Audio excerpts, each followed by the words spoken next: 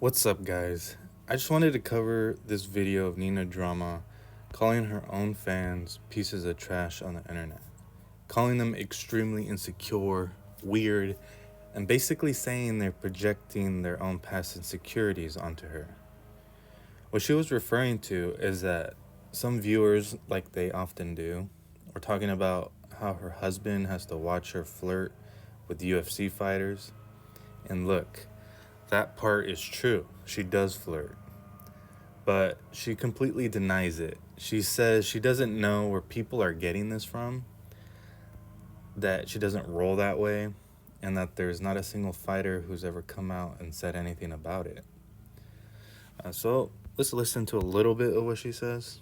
From maybe shit you've done in your past or relationships you've had in your past, and you're just projecting it onto me. All speculation from fucking incel pieces of shit on the internet that are just extreme. Wow, that's rude. So keep this in mind. She's calling her own fans, her own viewers, weird incels and pieces of. She's denying it tooth and nail, even though this perception clearly comes from her behavior around UFC athletes.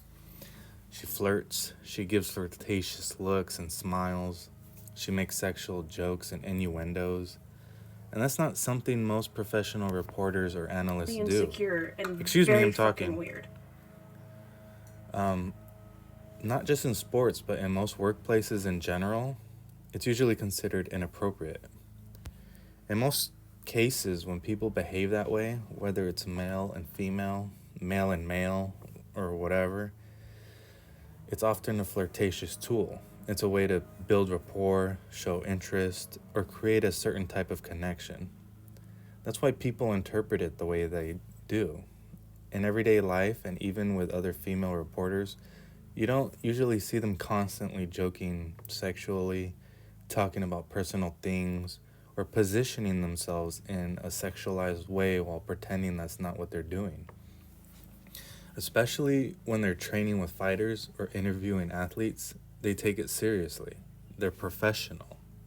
They don't go out of their way to flirt and act confused when people notice it.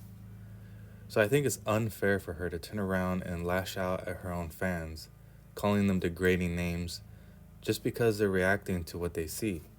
That's basically gaslighting. Not just random people on the internet, but her own audience. Now, on a personal note, it is what it is. She's her own person. She can do whatever she wants. It doesn't really affect me, and honestly, I don't really care either way. I just see what I see and I say what I want to say about it. What stood out to me is the contradiction. If anything, I don't understand why she wouldn't just own it.